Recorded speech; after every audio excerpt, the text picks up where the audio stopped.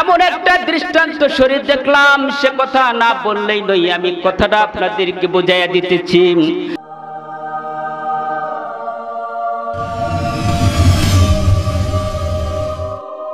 এক পুলিশ দেখলাম এক রিকশাওয়ালাকে এমন হারে পিটাইতেছে।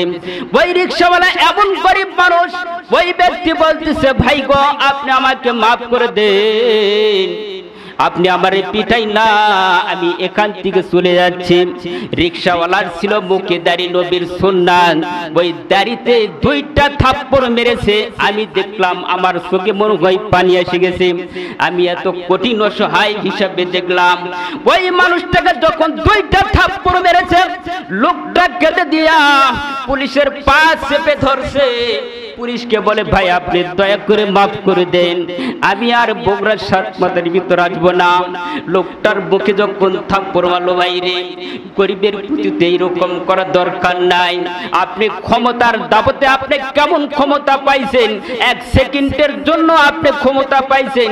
আল্লাহ ইচ্ছা করলে আপনার হাতটাকে প্যারালাইসিসের মধ্যে দিতে পারে, কথা বলেন ঠিক কিনা?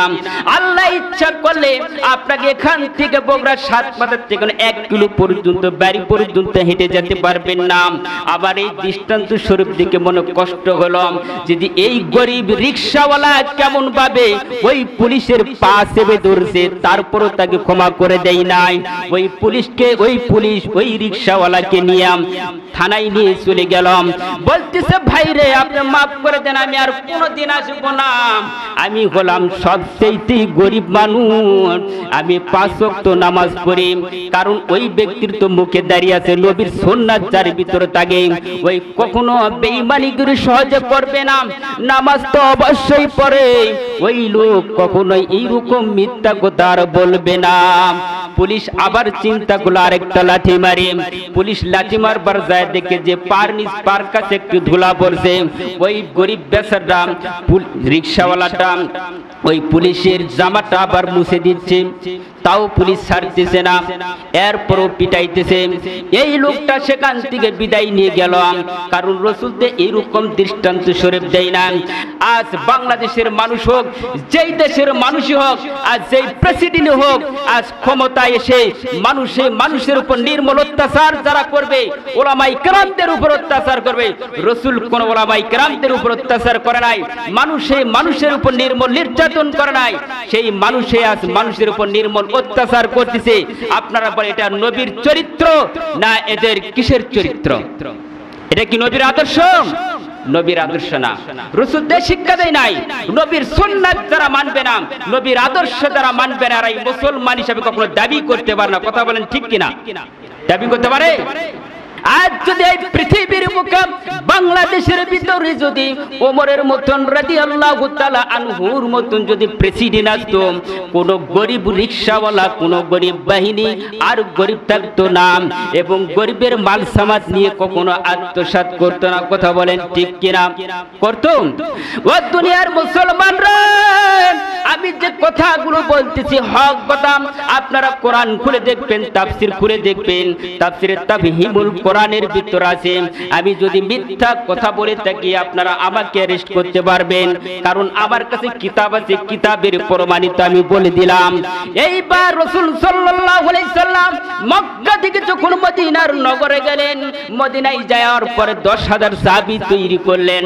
10,000 সাহাবী লইয়া মক্কাটাকে দখল করলেন।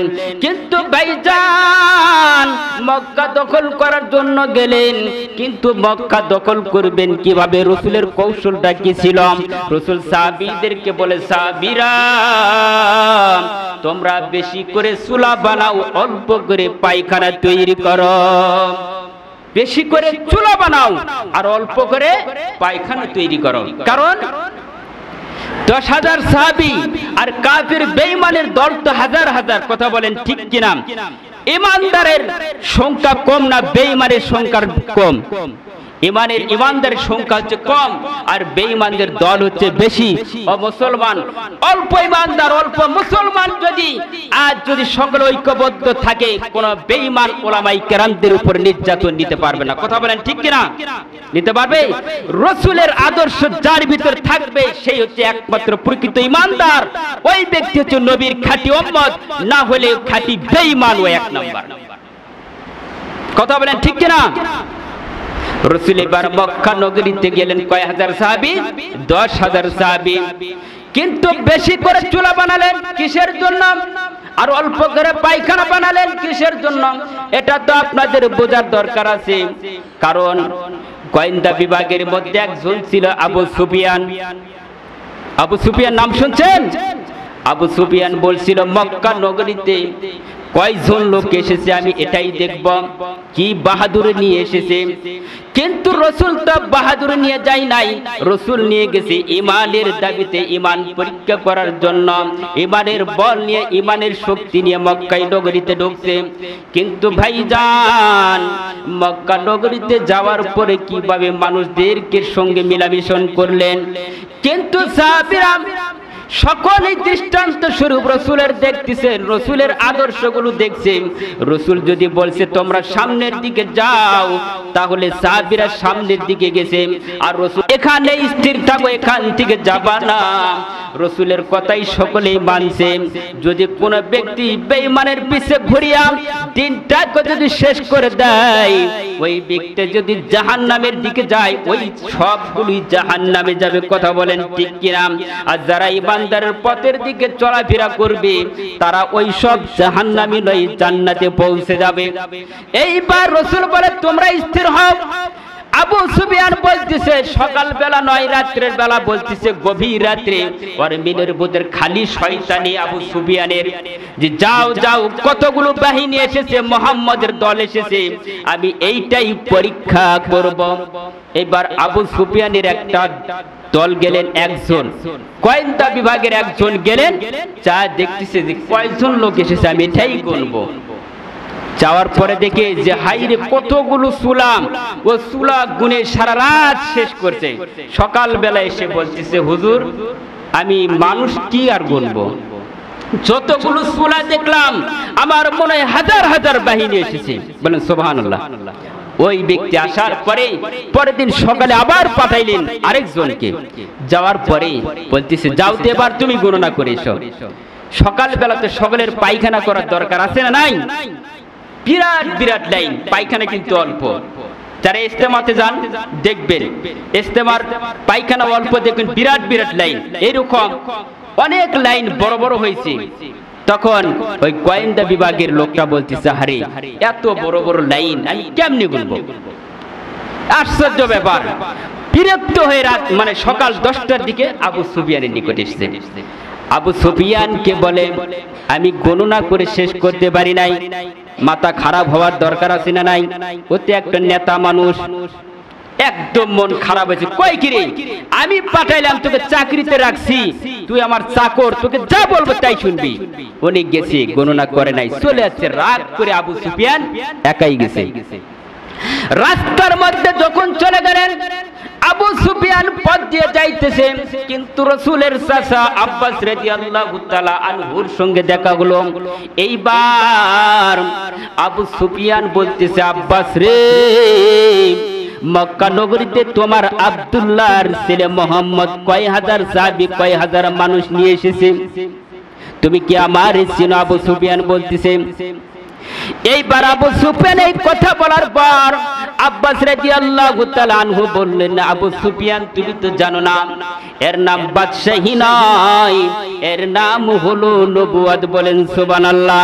যারা নবুয়তের রিসালাত যারা পেয়েছে, এদের ঈমান শক্ত না নরম? ঈমান শক্ত।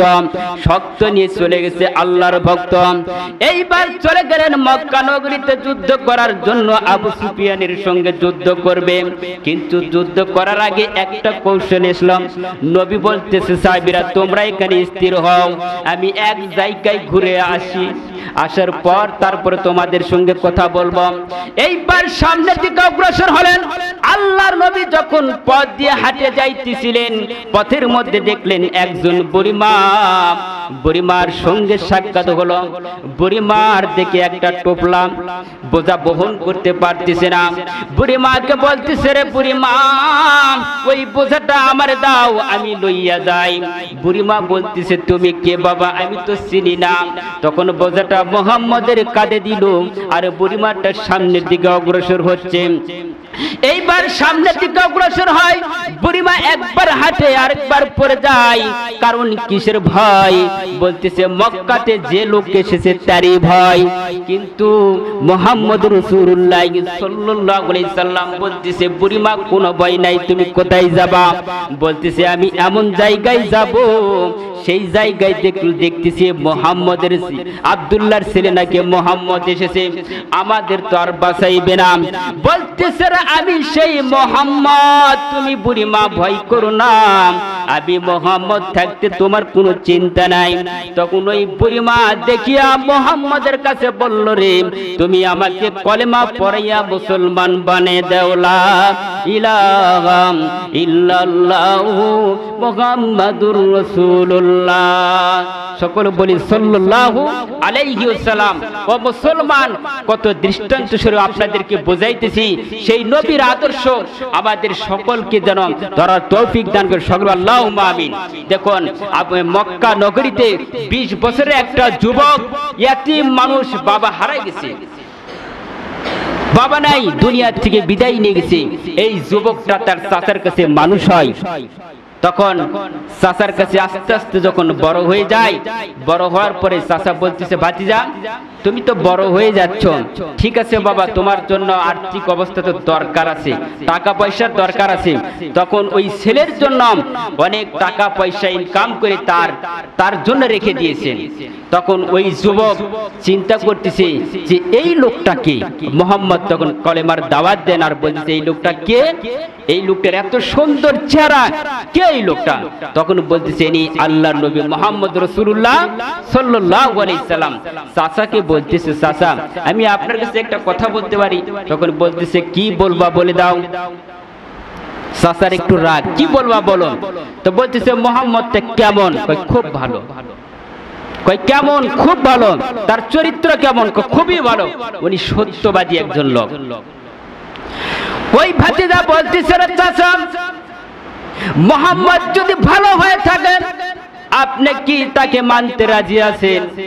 কই তুমি কি বলো রে বাবা, এই কথা কেন বলতেছ? কই কেন? উনি একটা সত্যবাদী লোক, উনি একটা সত্যবাদী লোক, ওকে কেন মানবেন না?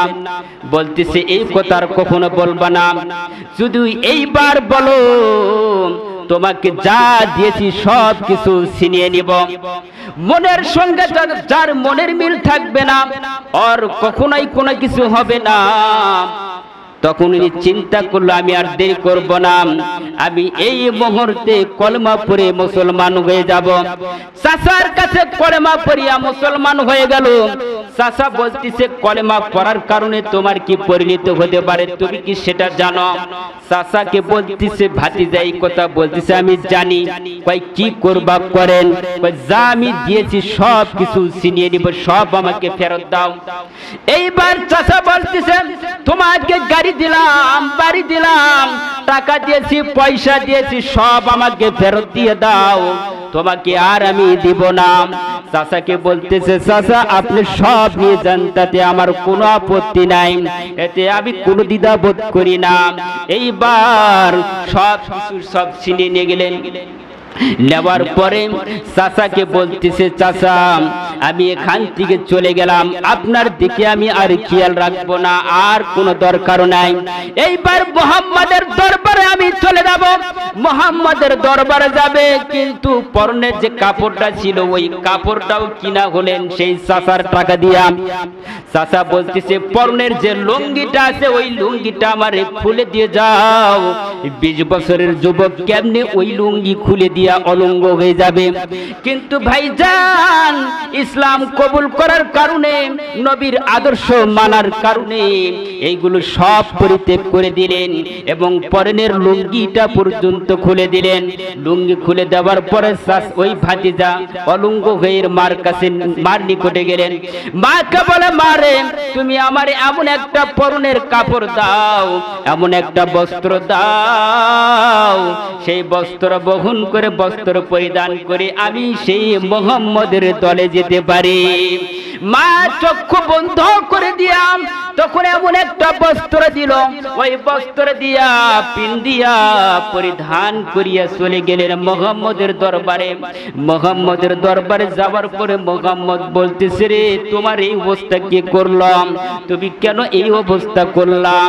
মুহাম্মদকে বলে, ইয়া রাসূলুল্লাহ, ইয়া হাবিবাল্লাহ, আজ ইসলামের কলেমা পাঠ করার কারণে আমার হয়েছে এই অবস্থা।